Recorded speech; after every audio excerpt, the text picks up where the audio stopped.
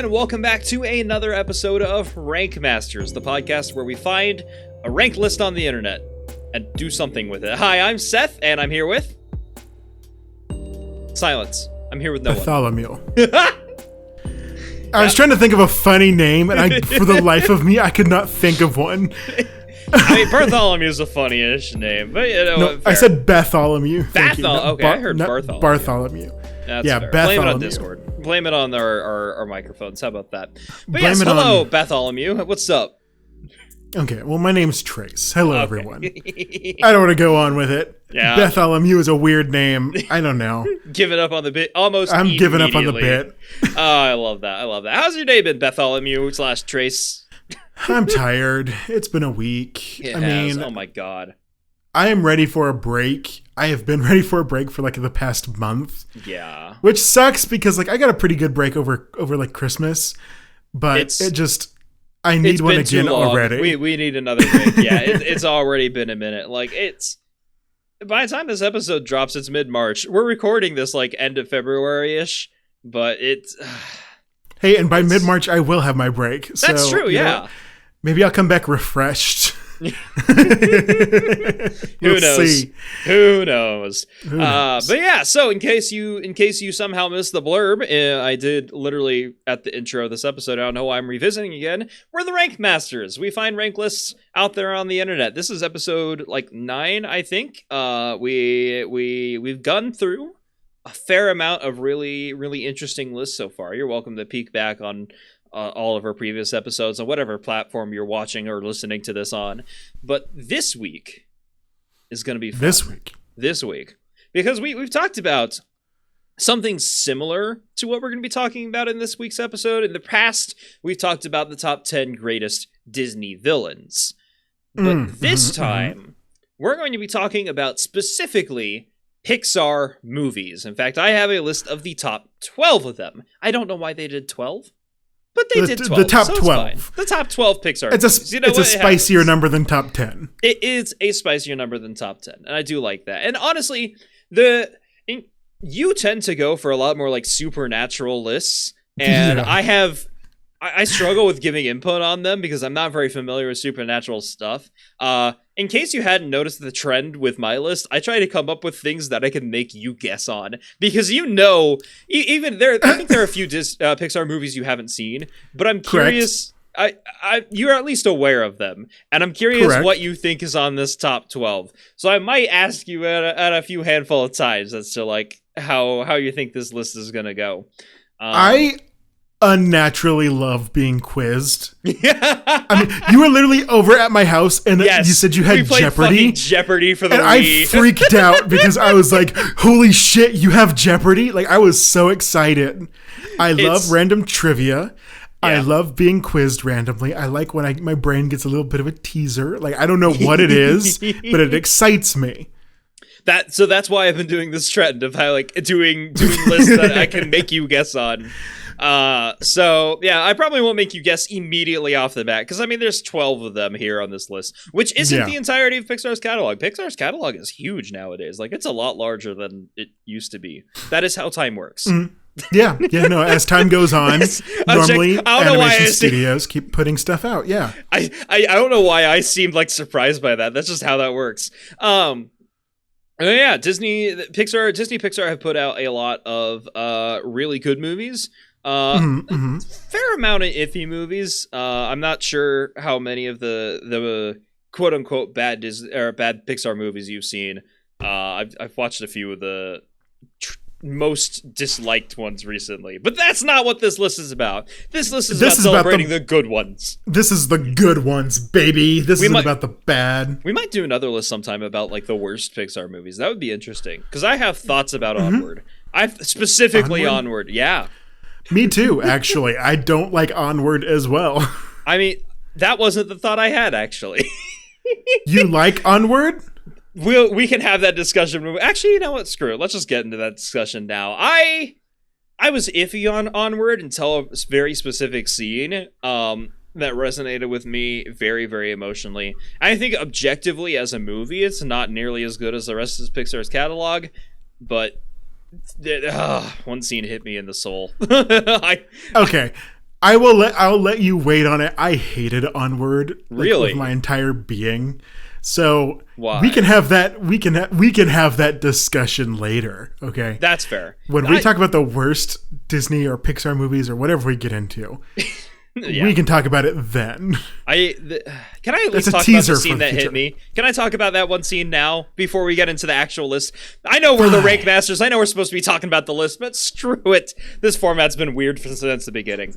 The scene for me that really hit me. I don't remember the characters' names because it's been a while since I've watched. I know because they're not memorable. They're not memorable at all. But the older brother is talking about like how he has 3 memories of his dad, or he chokes up and says 4 memories of his dad. He's like, I thought you only had 3. He's like, oh yeah, I do only have 3, but there's apparently this 4th secret memory, and it was the last time he saw his dad, and it was about like he was supposed to say goodbye because his dad was sick, and like he really struggled with doing it.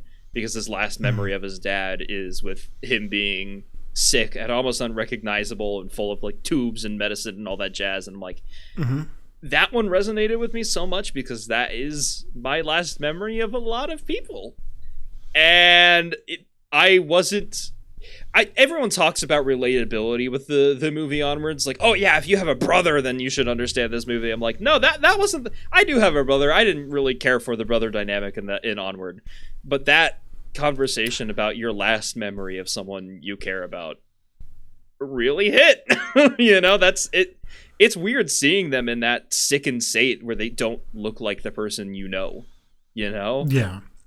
Oh, you're right. That was the scene that choked me up about Onward. That one specifically hit me, and I understand that the rest of the movie is not nearly as good, but that one conversation just knife through the heart. Hey, you know what? Sometimes bad movies are the ones that stick with you the most because maybe there's something in there that you just really enjoy or you relate to. I get that. I'm going to sound like such a shitty friend right now. No, it's okay. I still fucking hate Onward. So. That's valid. We'll have a discussion as to why you hate it whenever we get to that video. We need to start doing like more worst of lists. We do a lot of best lists. And YouTube really loves negativity. We need to get into that. Maybe that's season 2. You know what?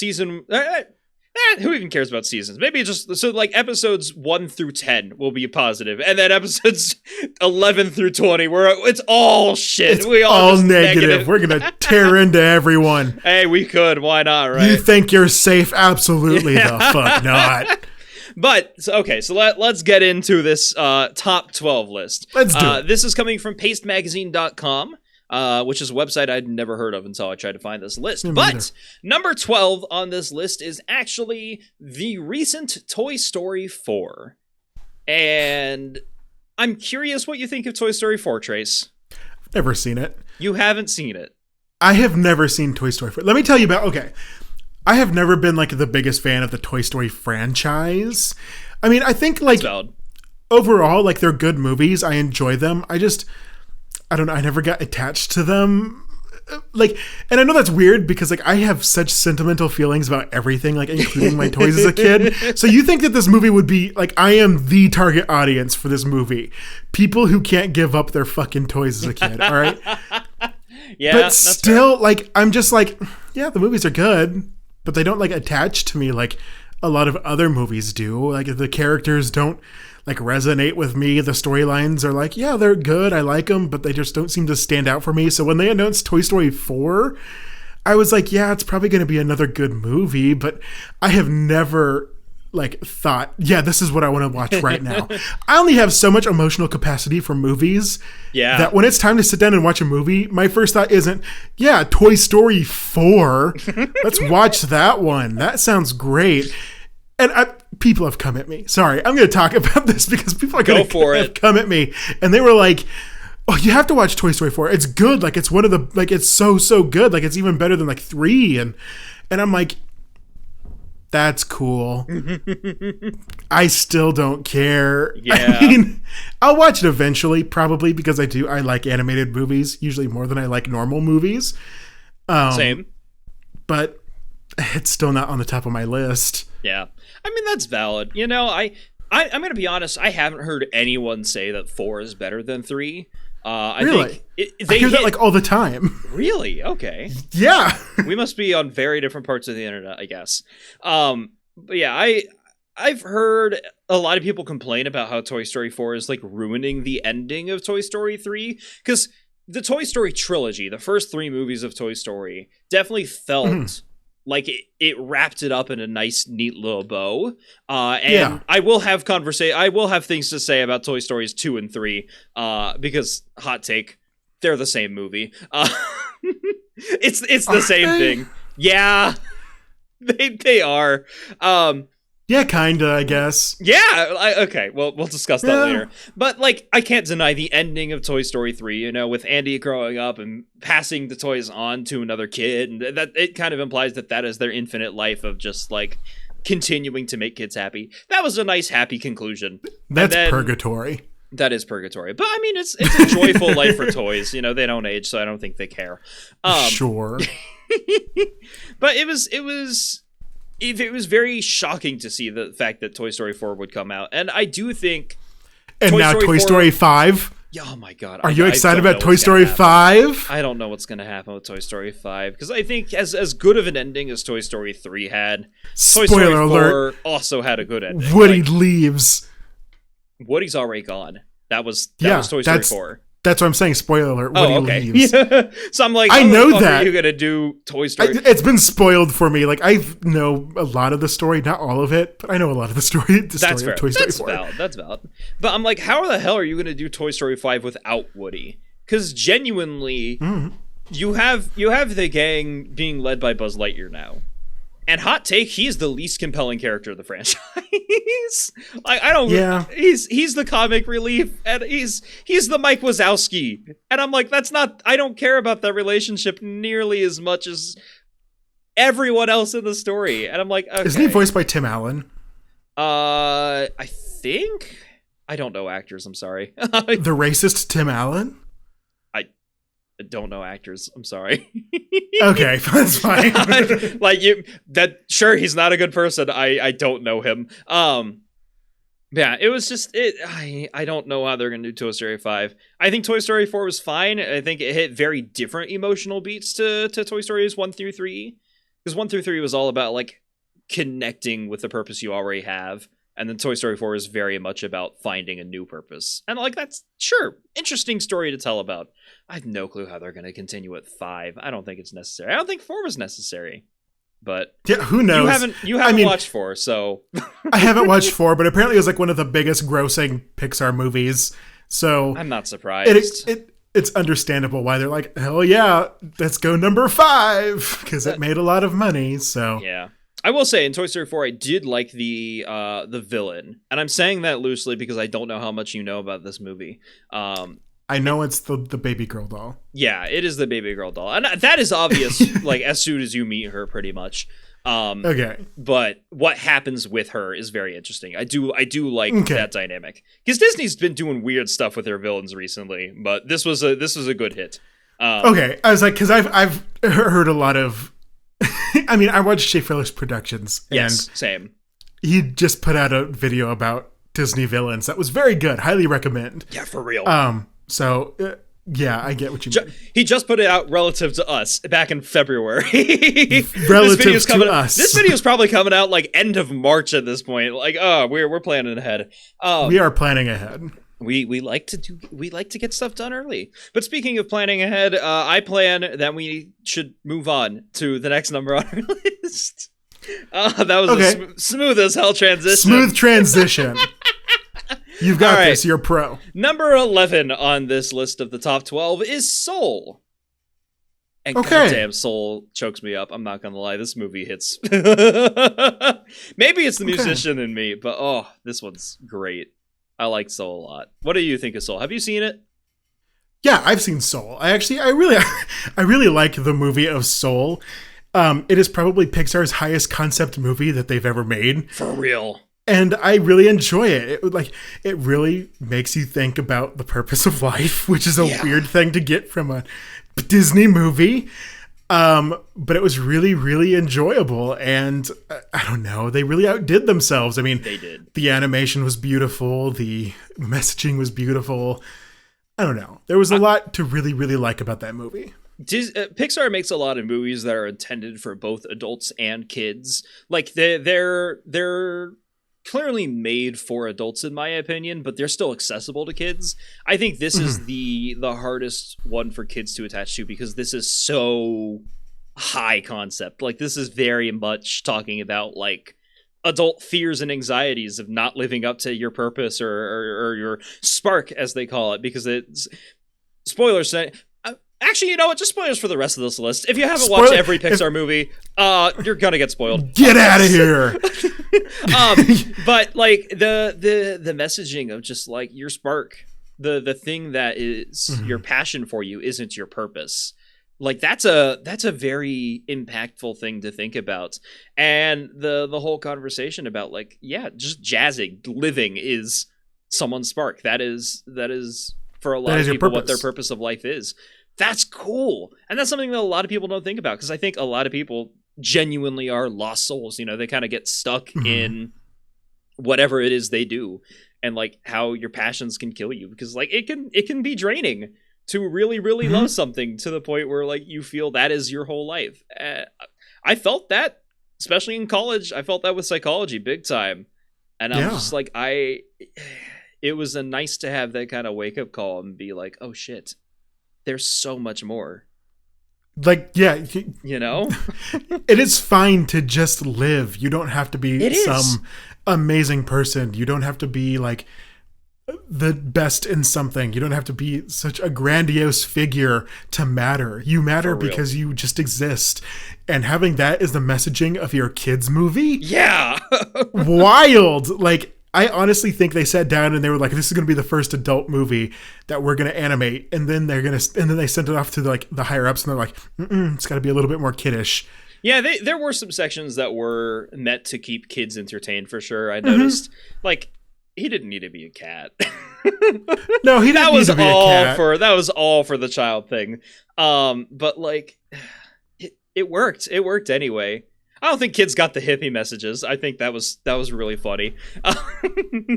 Like when the moon moves into the house of Gemini, or so. That quote sticks with me, and I don't know why. It's just really funny to me. It's a very interesting take. I mean, I would almost wish that they would have just left the hippie stuff out of there. I get that it's funny, yeah, but it is a little weird. I'm like, why? Like. They had to have some way to bring it back to living, but they could have. They're the Pixar. They could have thought of something smarter. They could have thought of something different. But that was my one gripe with the movie, I think, is the fact that they include like hippies and almost validate that, I don't know, kind of racist ideal of like the Eastern medicine is like better for you and like can get you more connected to things. And I don't know. It's a very not good.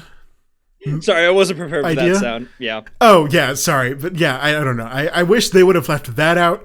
Most of everything else about Soul, beautiful movie. Beautiful. I genuinely love the moment where he finally gets to like do the concert, where he finally plays for the show. And unlike in his audition, he doesn't go into the zone. Like it just does a montage of moments from the show, but like it doesn't show him getting into the zone. Like it's everything he was striving for, and he doesn't get to where he was just during the audition when he was happy, you know? And I'm like, that's kind of cool to think about. Like you even when you get everything you're striving for, it's not the same. I'm like, oh yeah. Almost wish they could have gone into like a critique of like having to monopolize our hobbies. Yeah. That's a conversation I'm not willing to have right now. on my monetized hobby. Actually, this podcast isn't monetized. YouTube is my monetized hobby, but this isn't my channel. Yeah, having to feel like you can't have your hobbies unless you're making money from it kind of sucks. It does kind of suck, but hey, what are you gonna do, right? That's the world of capitalism, baby. Baby. I hate that. All right, shall we move on to number 10 on this list? Sure. All right, number 10. Another pretty high concept movie from Pixar. We got Inside Out. And honestly, a lot of striking similarities between Inside Out and Soul. A little bit, yeah. I mean, it's been a while since I've watched Inside Out. Yeah, that's fair. It's been a while since it's come out. It was like this list says 2015. Time flies. God damn, that's almost been a decade. Wow. Yeah, that's been a while. Jesus Christ. God damn, almost a decade since Inside Out came out. God damn. Inside Out still feels like a recent movie. I know. Weird. I was like, that one's so recent. What are we talking about? Yeah, but like the concept of acknowledging the importance of sadness is something that a lot of people don't think about, you know? Like it's very important to have. You can't just push it aside. You cannot live in solely happiness. Yeah. You need a touch of sadness. You need to have, without that part of you can't recognize when something's wrong, you know? And I think that's something that was surprising. This is a much more kid-focused movie than Yeah, it was more kiddie, but still had some really good messaging. Very good adult messaging, yeah. And like the fact that they started playing it in like high school health classes. Yeah. I was like, I mean, a little bit lazy on the teacher's part, but I get why. I mean, when has a high school teacher ever not been lazy? I mean, they're not paid enough to not be lazy. Yeah, so. I can't blame him. I can't blame him in the slightest. But it's just I can't help but like find the similarities between Inside Out and Soul, because like the whole concept of in Soul becoming like a lost soul, for instance, you get so sucked into the thing that gives you joy and trying to like monetize it, or just like being obsessive over it, and it kills you. It drains your soul. And I'm like, that's kind of what was happening to Riley. Like, she was being forced to be joyful as much as possible, kind of like by her parents, even really just like, I'm very proud of you for continuing to be as happy as you are. Can you just continue to be joyful for me through this troubling time? And she kind of forced herself into it. I'm like, that really threw off her life, you know? I'm like, that might have been what was going on. It's strange to see how these two movies kind of had similar messaging in that department. 5 years apart. God damn, time flies. Because it sucks. Like, it does. Asking kids to be more mature than what they need to be is damaging. So, hey, parents, don't do that, I guess. I don't know. Really? I don't know what to say. These are very, very mature topic movies. And I find it hard to make good, funny jokes about them because they're really so mature. Yeah, I'm gonna have trouble finding clips for this episode. But this episode just hits. You know, Pixar always does high like concept messaging in all their movies. Like even the sillier, more kid focused ones have very deep messages within them, and I'm like, God damn. You know, they have good messaging. I don't know if I'd call them all deep, but a lot of them have like really good messaging that makes me happy. They do. Yeah. But shall we move on? Is it time to continue through the list to number 9? I think so. Number 9 is Monsters, Inc. Monsters, Inc. And it says year 2001. Holy fuck. I didn't realize. Monsters, oh Inc. my did god. Wait a minute. No, it came out in November of 2001. It was afterward. Yeah. Yeah. After 9/11. Weird. 9/11 happened and America needed a pick-me-up, so Disney was like, drop Monsters, Inc. Yeah. Oh, wow. Weird. Time flies, I guess. But yeah, what do you think of Monsters, Inc.? Because I rewatched this recently. This was a fun one. I haven't watched it in a while. I do love Monsters, Inc. a lot. I love the characters. I love the character designs.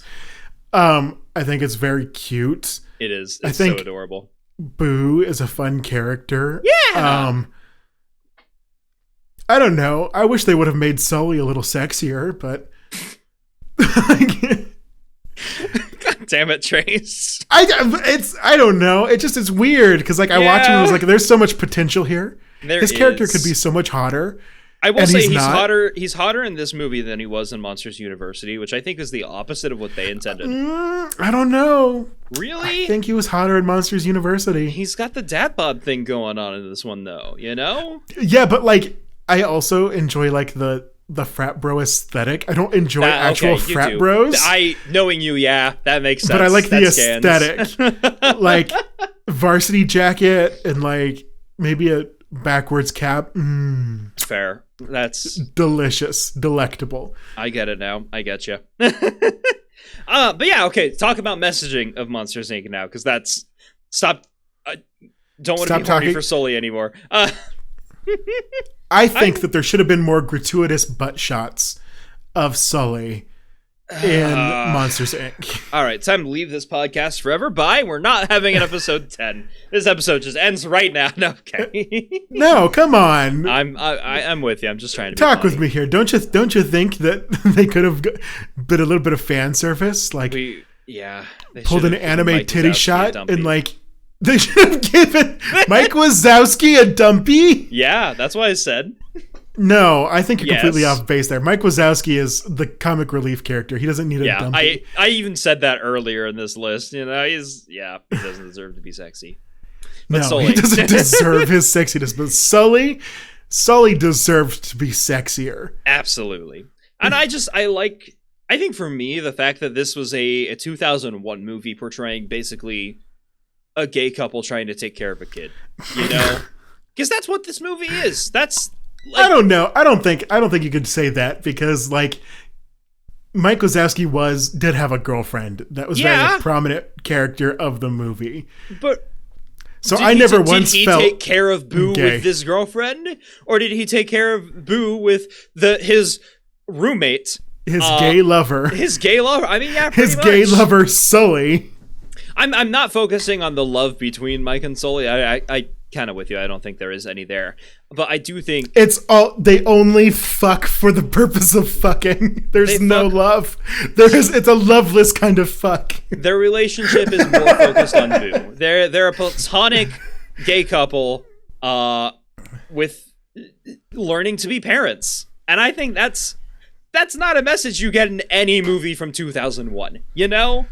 I don't know. I never got any type of gay vibes from the movie. Again, even like as a kid. Okay, fair. You definitely got the parent vibes though, right? Like that was the point of the movie, is the fact that they're parenting Boo at this point. It was more of like a fish out of water story. Okay, we watched very different movies, I guess. I'm just being contrarian at this point. Like, if you want a fish out of water movie, that's later on the list. I was going to make a Finding Nemo joke. I'm sorry. Yeah, for a second there, I was going to be like, Finding Nemo isn't Pixar, but then I was like, yes, it is. Yes, it is. That's why the sequel's horrible. Oh, you're saying that's why it's horrible, is because it's a Pixar movie? Pixar sequels are not nearly as good as their originals. Let's be real here. I guess talk to Toy Story about that. Hey. Have the other Toy Stories shown up on this list compared to Toy Story 4? Not yet. Guess why? All right. Well, we'll spoil that later. There's going to be more sequels. Fair enough. Moving on then, because apparently you didn't get the parental message of Monsters Inc. No, I didn't. Let's move on to number 8, which is Up. And this has a much more clear parenting message for you, Trace. Did you get this one? Did you understand the parenting narrative here? Tell me what the parenting narrative is. This guy didn't want kids. Oh, actually, that's a lie. He did want kids, but he wasn't allowed to have kids. And he's kind of thrown into a situation. He wasn't allowed to have kids by God. That is horrible way to summarize that intro, but yeah. That's what you said. You were like, he wasn't allowed to have kids. I didn't say by God. I know, but who else would have told him, no, you can't have kids? Biology. You could have said he was unable to have kids, but you said he was not allowed. He didn't have permission. He wasn't permitted. I got it. But like, just the sudden coming into like getting a responsibility later than you expected in a different situation than you wanted. He's so determined for his own task that he's missed the adventure of just living. He's missed the adventure of taking care of a kid, of being a parent, of being alive. He's been so focused on the travel to Paradise Falls that he forgets the, you know. I think that was my takeaway for the movie, is that it's less about. Go for it. I was gonna say, I'm on the parenting angle. I'm much more focused about like Russell, like the idea that this kid feels that he has to be so successful at this event that he does just to get acknowledgement from his father. Yeah, is like it's like that's the thing that drives him to go to what's the old man's name? Carl. It's what drives him to go to Carl's house is because he's like he wants to get this badge so that he can go to the badge ceremony so his dad can hopefully show up. Well, isn't his dad dead? I thought his dad had passed on.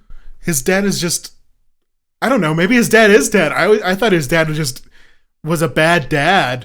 Maybe that's me projecting my own father problems onto little baby Russell. We said it would come up again. Yeah, possibly. I thought, okay, so maybe it's been a while since I've watched up, but I thought like he had nostalgic memories for his dad, and like after doing all the scouting stuff where they would, count cars and eat ice cream and all that jazz, and then suddenly his dad wasn't able to do it anymore, which I interpreted as being dead. And so I interpreted he's it kind as of his been striving. Father was too busy. Okay, I mean, fair enough. But I mean, I think it seems that his relationship with his dad was great at one point, and he was kind of striving to get back to that in some way, shape, or form. We're trying to connect with that element just by doing the job of scouting. And by the end of the movie, he's able to do that exact thing, counting the cars, playing the game, eating ice cream with Carl. And I'm like, Carl's kind of become his surrogate dad. Yeah. I think that's good. That's a very good message for sure. Good movie. I also think the message is just enjoying life, and instead focusing more on the adventure. Enjoy the journey. The adventure of being with and around people, as opposed to the goal of getting to Paradise Falls, because that's a thing that gets lost for a lot of people. The journey is more important than the destination. Maybe Paradise Falls is a metaphor for death. Yeah, and you possibly. should be more focused about living than you are being afraid, or being more focused about living than you are They were very passionate about going to death. Yeah, they really wanted to go to Paradise Falls. I mean, hey, yeah, fair. Man, it's the quote of adventure is out there versus adventure is everywhere. Solid message there. I think that's a good movie. I like Up a lot. I'll have to watch it again because you're telling me things I'm like, I don't know. So a lot of these movies can be interpreted a lot of different ways, and I think the impact of a movie depends on your interpretation. Like, I know a lot of people for Up don't get past the first 30 minutes, or the first 10 minutes, really. That emotional sequence of the miscarriage and the death, like, that is... It's why Up is on a lot of people's lists. I'm not going to lie. God saying no. God said, no, you're not allowed to have kids. That's so bad. That's so bad. Yeah, it's just, even the rest of the movie to me is good. Like, even if you ignore those first 10 minutes, which are phenomenal, it's still a good movie. Yeah. Still a good movie. Yeah. Yeah, let's move on. Let's move on to number 7, which can you... No, I'll make you guess when we get to the top 5. I'll make you guess what's in the top 5. But number 7.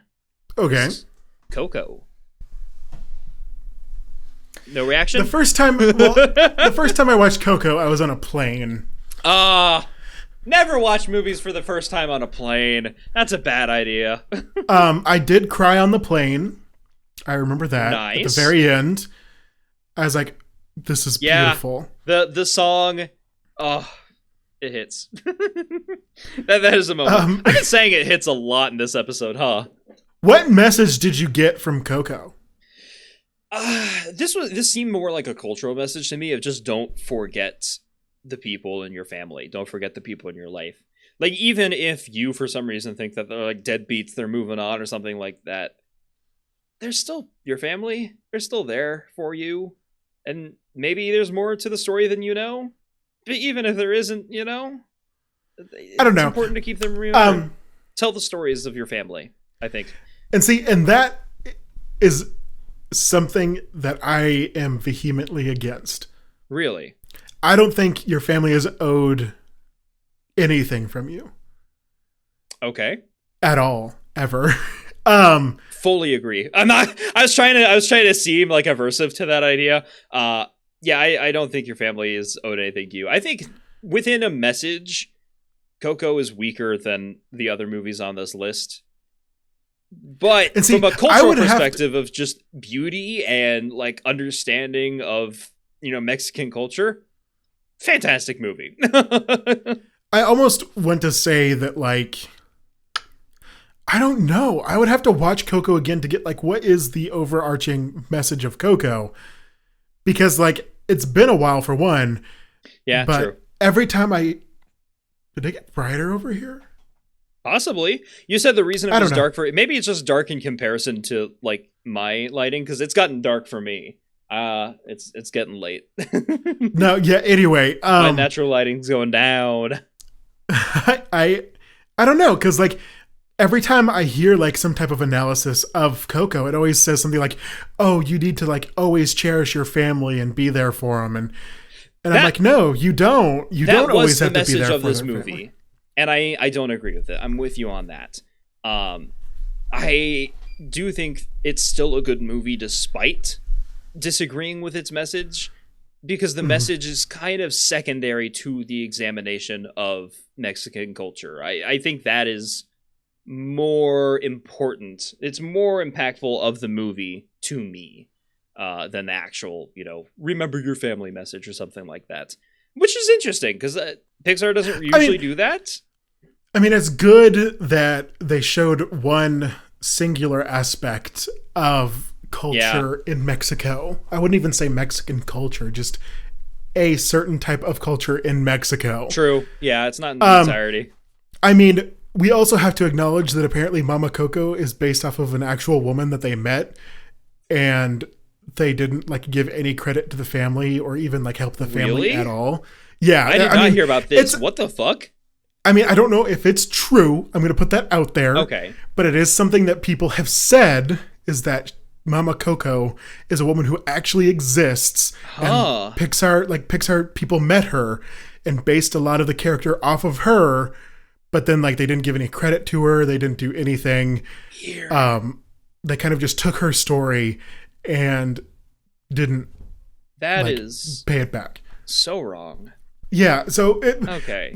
Like, if that's true, that's really fucked up. It's fucked up, but I mean, it's Disney. They do things like that. It's Disney. Yeah, that's true. That's very true. But I mean, I don't know. Because I think there's a lot of problems with saying a movie is good specifically on the merits that it shows a different culture. I mean, if you wanted that, I think you should go and watch a movie that was actually produced by people from Mexico who are more acquainted with the culture. I agree with you there. But, I mean, they're still able to tell a good story by using those reference points. True. And I've seen Grown-Up Miguel on TikTok, if you haven't yet. His voice actor is, like, on TikTok. Interesting. He did a quote-unquote grown-up version of the song that he sings for, like, the contest. Aww. It was interesting, but... Yeah, I mean, I'm going to have to watch it again because I feel like there has to be something more there than just you should always love your family no matter what. I don't think there is. I've watched it recently. I think that is the only message in the movie, and it's weird. If that is the only message in the movie, I mean, I'm not surprised. That seems to be the very it's like, very pervasive Disney message, idea of like, oh, you should always love your family no matter what. Like you should, and like in some aspects, I think. Yeah, maybe if we were able to fix the relationship that parents have with their kids, that would be maybe a parent should always unconditionally love their child. Yes, that would be nice to. That would be a good message to say. But yeah, I don't know. Not everyone deserves forgiveness. I think that's not everyone deserves that's an forgiveness. Important thing to discuss. But moving on, shall we? Let's go ahead. All right, number 6. After this, I'm going to ask you to guess the top 5. But number 6, we have. The original Toy Story. Okay. A little high for it. I'm not going to lie. I think this is a little higher than it deserves. Because the original Toy Story, I mean, it was groundbreaking for its time in terms of like animation, in terms of storytelling. It was very surprising and interesting. Mm-hmm. I don't think it was that good of a movie. Woody's an asshole, and I know that's the point of it, but it's hard to resonate because he's definitely the main character. He's more the main character than Buzz is in Toy Story 1. Oh, absolutely. And it's really hard to resonate with an asshole character. Buzz is not able to be resonated with entirely. He's just kind of I get the your whole world suddenly flipped on its head, but like I can't really experience that same thing. And then the actual like plot of the story is more or less just a fetch quest to get back home.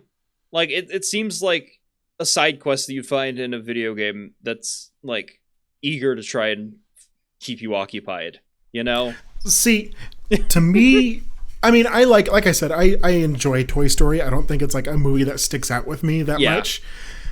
I think the messaging of Toy Story is more like jealousy is bad. I think that's the... True. That is the message. I think that's just the message. And it's good. It's a good message. But none of the characters stick out to me. I mean... Yeah. Like you said, Woody's kind of an asshole. And I get why he is. He's scared that he's being replaced. Like, it makes sense. Buzz is just kind of annoying. I don't know. Like... And I mean, in my opinion, these character traits are fixed in future movies.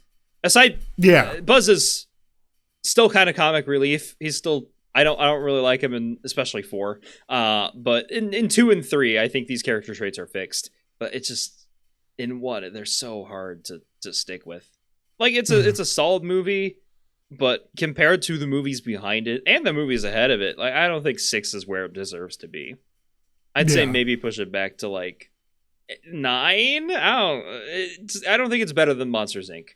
or Soul. Actually, I think I'd bring Soul much higher up. Honestly. Soul would be so much higher on this list. In my own list. Oh my god, yeah. But we'll figure that out once we get to it. You have any more thoughts about Toy Story 1? No.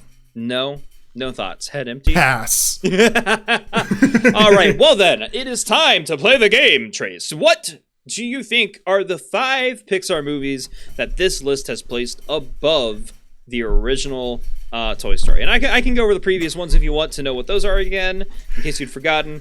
All right. Quiz show time. Let's go, baby. What's up? You already said Finding Nemo was on this list, so I'm going to assume Where do you think it is, though? I think Finding Nemo's at 5. Okay. Pixar. Goddamn. I'm not going to tell you their franchises because you're just going to say the first things I say. If they put Cars on this list, that's going to be a little bit disappointing. I don't think Cars is on the list. Fair enough. I'm going to have to look up Pixar movies. Oh my god. Yeah, you have more like a recognition memory of Pixar movies as opposed to recall. I get it. I understand that. Well, it's so hard because like I'll think, oh yeah, that's a Pixar movie, and it's not. It's a Disney Animation Studio movie. Yeah, it's hard to draw that line. I get it, especially once Disney started doing the 3D animated like Tangled and stuff. That's tricky to get in. Yeah, Tangled, Wreck-It Ralph, those are not Pixar movies. Those are good movies from Disney. Ooh, how new is this list? I mean, Toy Story 4 is on here, so I can't think. Toy Story 4 and Soul are both on here, and I think that's the newest it is. Okay. I don't want to tell you anything because I don't. Well, because like if Soul is the newest one, then that gets rid of Luca turning red in Lightyear. So yeah, that gives rid of a good portion of it. Would those have been on? Would you have guessed that those are on the top 5 anyway? Maybe Luca. I don't know. I also really loved Turning Red, even though I love Turning Red too. It was a good movie. Okay, so here are my guesses. Number 5, Finding Nemo. Sure. I'm not confirming or denying anything. I'm just saying sure. Number 5, Finding Nemo. Gotcha. Number 4, A Bug's Life. Really? Okay. Number 3, The Incredibles. Okay. Number 2, WALL-E, and number 1, Ratatouille. Final answer. Interesting top 5. I think.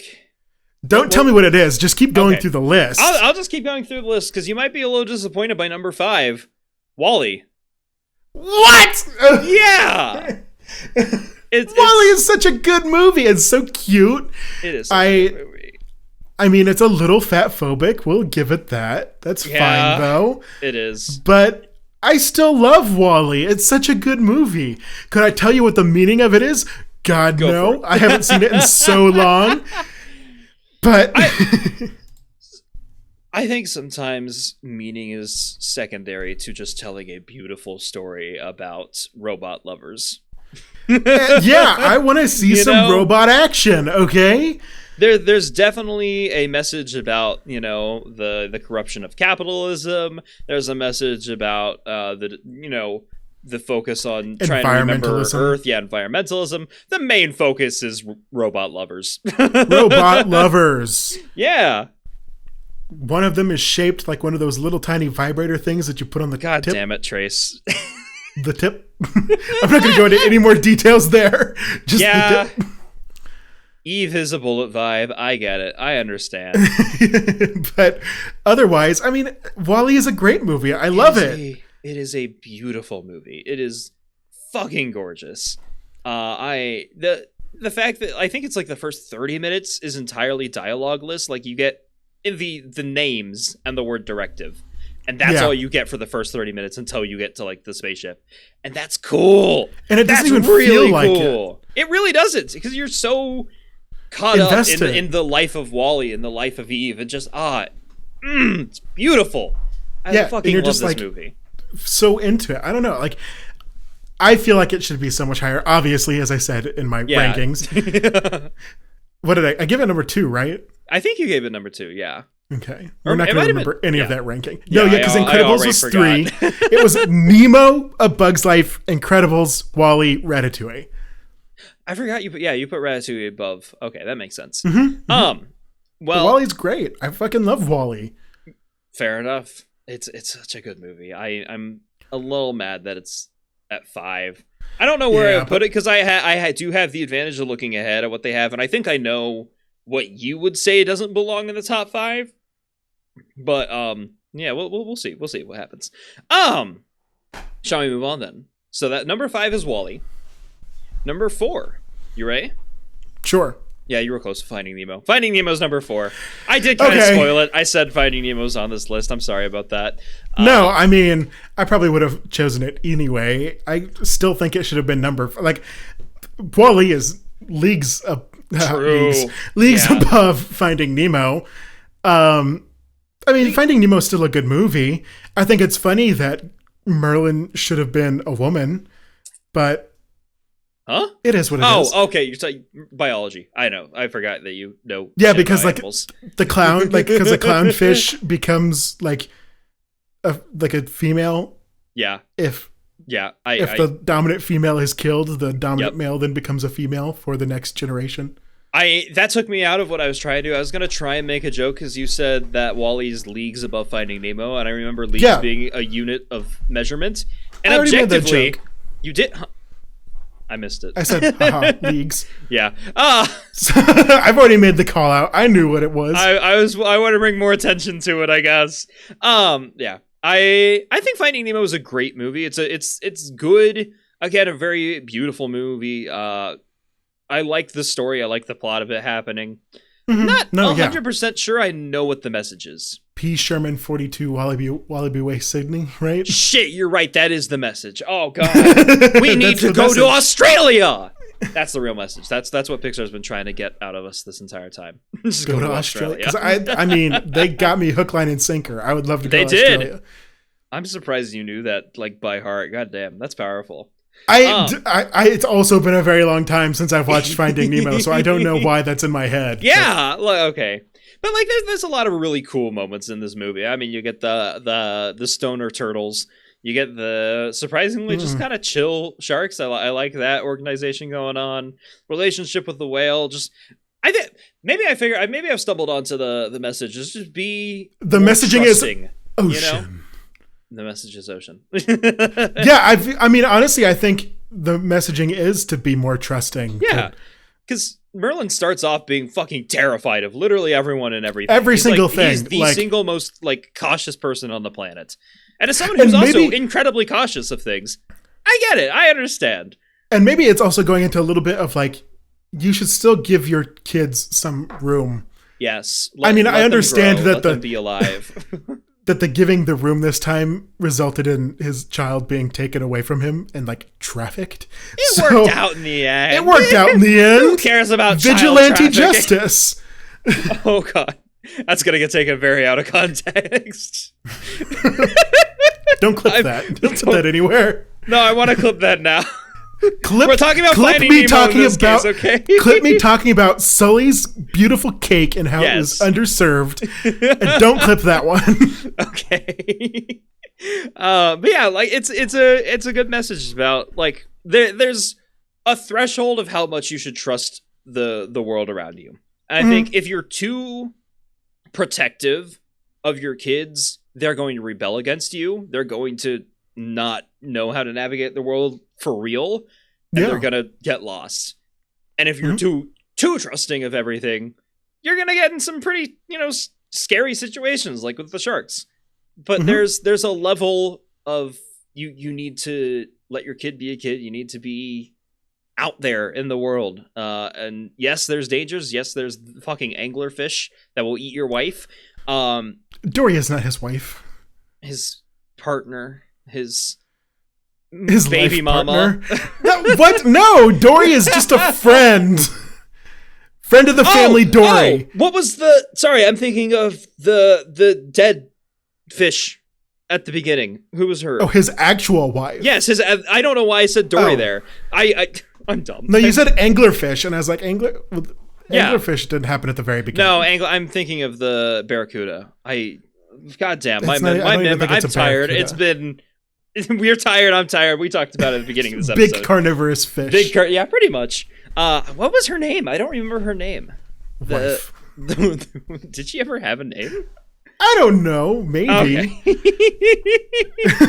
It's not on this list. It's the sexism. It's really popping off on this one. It is. That's tragic. All right, number 3.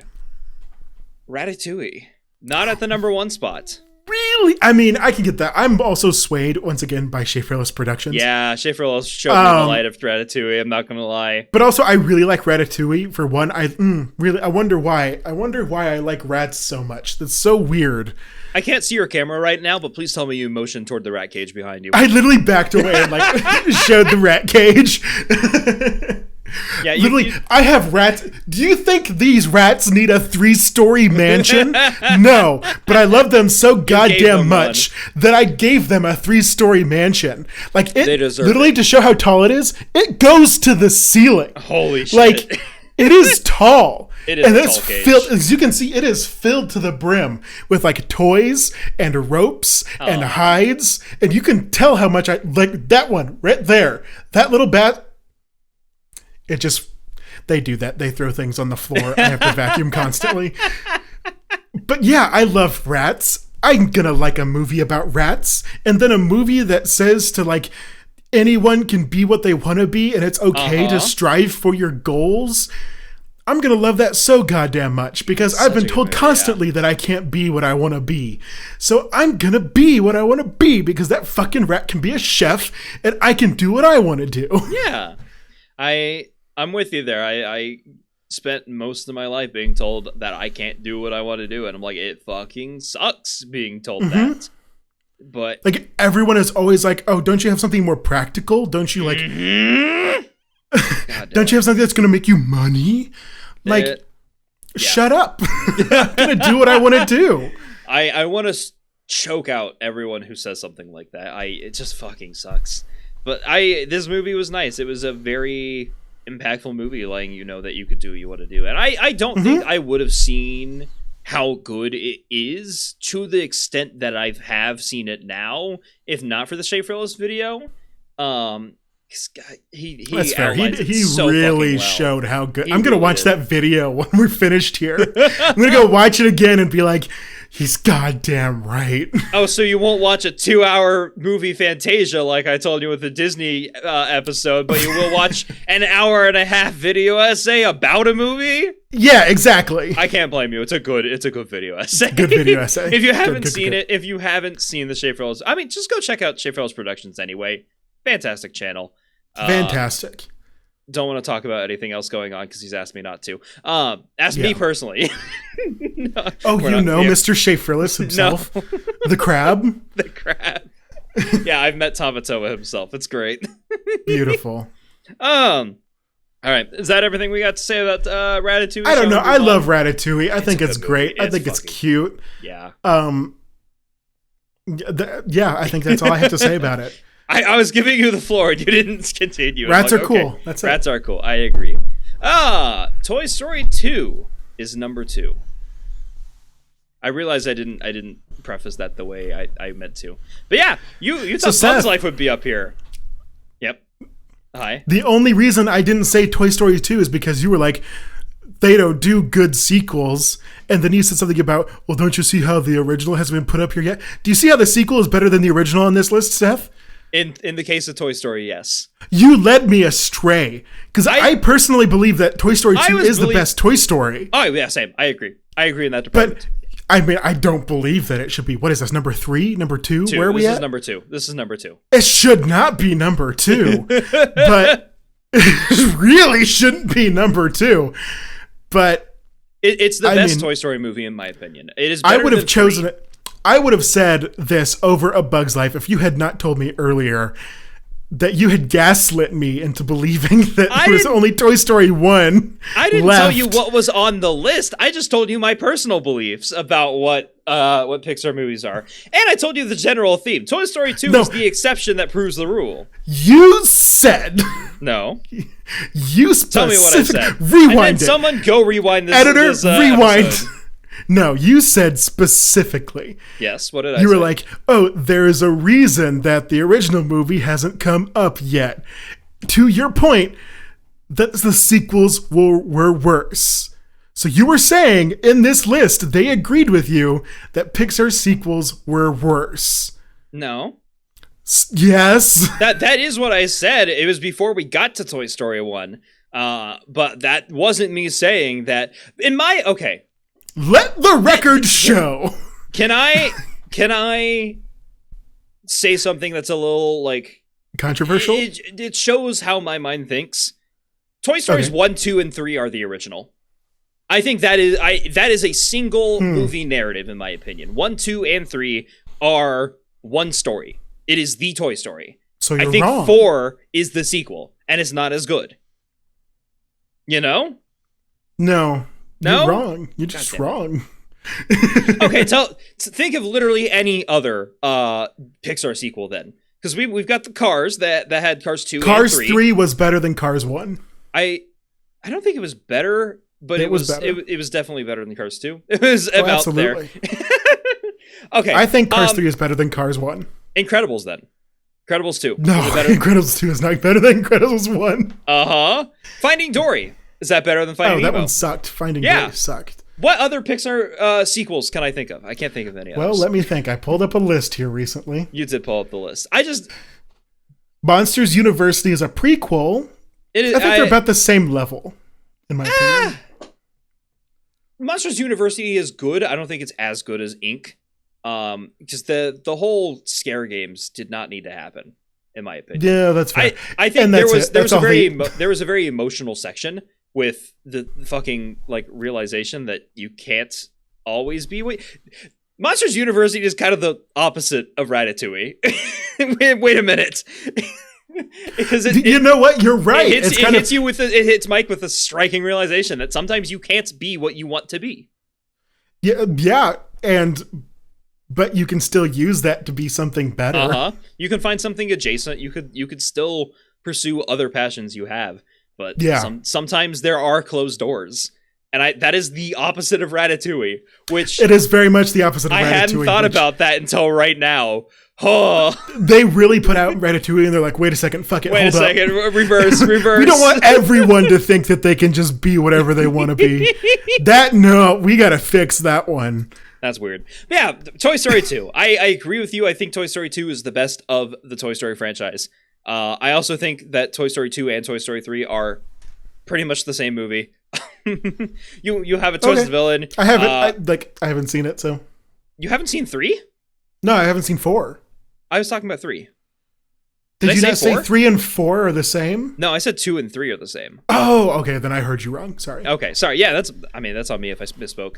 But yeah, I think Toy Story 3, they both have a twist villain that is trying to keep the toys away from their home, and they're striving to get back to Andy. And there are characters. Buzz does.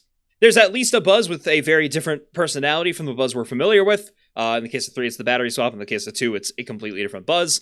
And like they're the same movie. They're pretty much the same movie. I don't know, because like one of the core duo gets out and tries to rescue the others. Like because I think number 2's messaging is more like understanding that there's beauty in where you are, I think would be the messaging.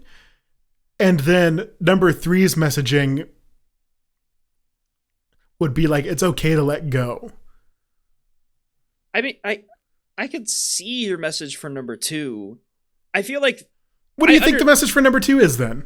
I don't know. I haven't figured out what the message for number 2 is, because the conclusion... It's that Stinky Pete has stinky balls.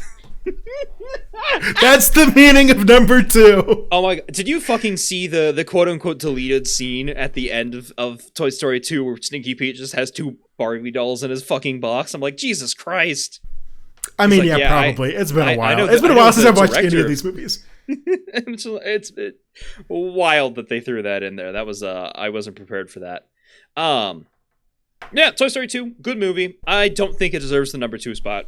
I think it's far better than 1, but yeah. The fact that they put this above both Ratatouille and WALL-E, egregious. Oh my God. It's wild to me that happened. But give it to me. What's number 1?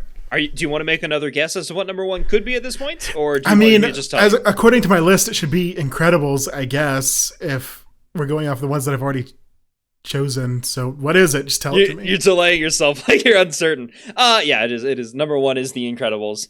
Okay. And I kind of agree with this. Oh, you agree? I think I personally prefer both WALL-E and Ratatouille. But I think in terms of objective, like, quality, The Incredibles is better. Like, it's not better. I'm thinking Ratatouille. I want to fry something right now. No, like, The Incredibles is a fantastic movie because I like the perspective it gives of a superhero family. I like the so many different dynamics each of the characters has. I like the villain. Syndrome's fantastic. Yeah, agreed. Yeah, he's great. It was a great movie. It fundamentally put together in a phenomenal way, and I think it is better than the other movies on this list, if not as emotionally impactful to me personally. And that's a hard balance for me to try and think, because I'm so biased toward the movie toward the movies that mean more to me, but that's fair. Sometimes a piece of art is just art, it's great whether it means something to you or not. You understand that it's good, and I think that's The Incredibles for me. I don't think so. I don't think so. Okay, what do you think then? People will get that reference. I don't. I'm sorry. No, I mean, I just wanted to say that specifically for the reference, and if you get the reference, like us, leave a review. Leave a comment if you get the reference. I've heard just saying that, even if there wasn't a reference, encourages people to comment, and I don't know why.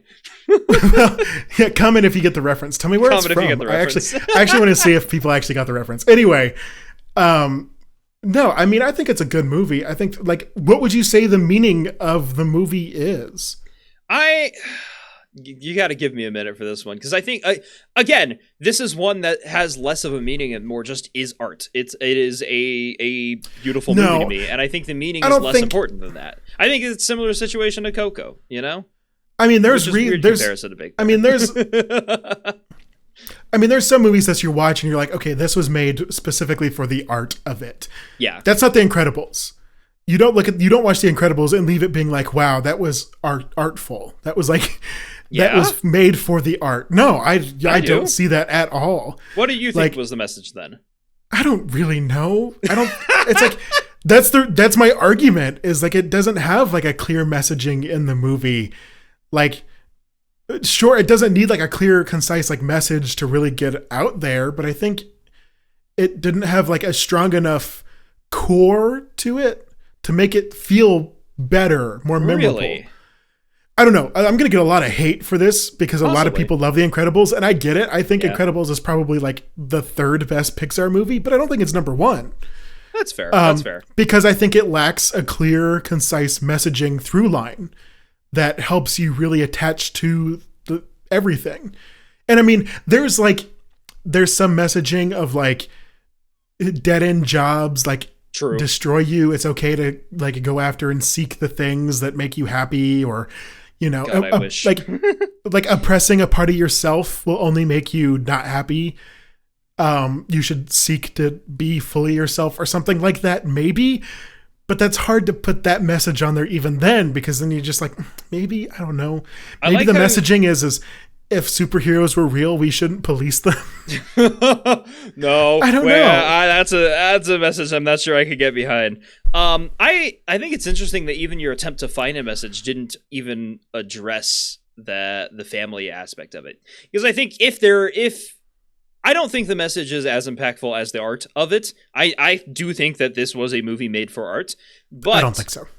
If I were to prescribe a message to it, I think it would have to do with the nature of the family dynamics, because that is such a core aspect of it. The wife thinking that Bob's cheating on him, or the kids wanting to take on more responsibility and never being granted it, despite the fact that they're clearly capable of doing incredible things. For me, if there were a message, which I still don't think that it's as impactful to have a message as the art of it, it needs to be focused around the family, because it's a family movie first and foremost, Yeah, but there isn't one. Fair. For me, you cannot call this a film made for the art because of the way that it is made, the way that it goes through, the story that it tells is just a story. And like, if you want a slice of life film, then make a slice of life film. That is okay. And I think that part of that is what The Incredibles is. And I think those films are fine. And I mean, those films are usually made for the art of it. But then it has this also grandiose, like, oh, there's a villain that's trying to give everyone superpowers because he's vengeful. And, maybe there's something there, a part of it. I mean, I think it is a good movie. I think it has a solid story. I think that it's animated well. But I don't think it is like an art piece. Like, I think of art piece films as like, I mean, the only one that comes to mind right now is the Shadow of a Dog. I haven't heard of that one.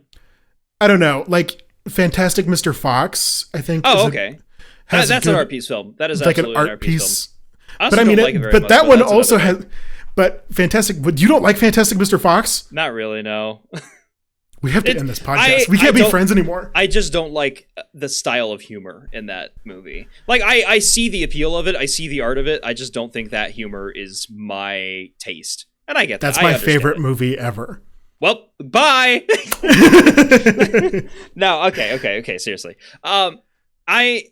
Maybe it could just be that, like, I like superhero movies a lot more because I've seen a lot of superhero. I read a lot of comics too, but I've seen my fair share of superhero media where it is made for the art, and they do have those grandiose stories and stuff, but you could still say they're made for the art. There's not a real life message in a lot of them.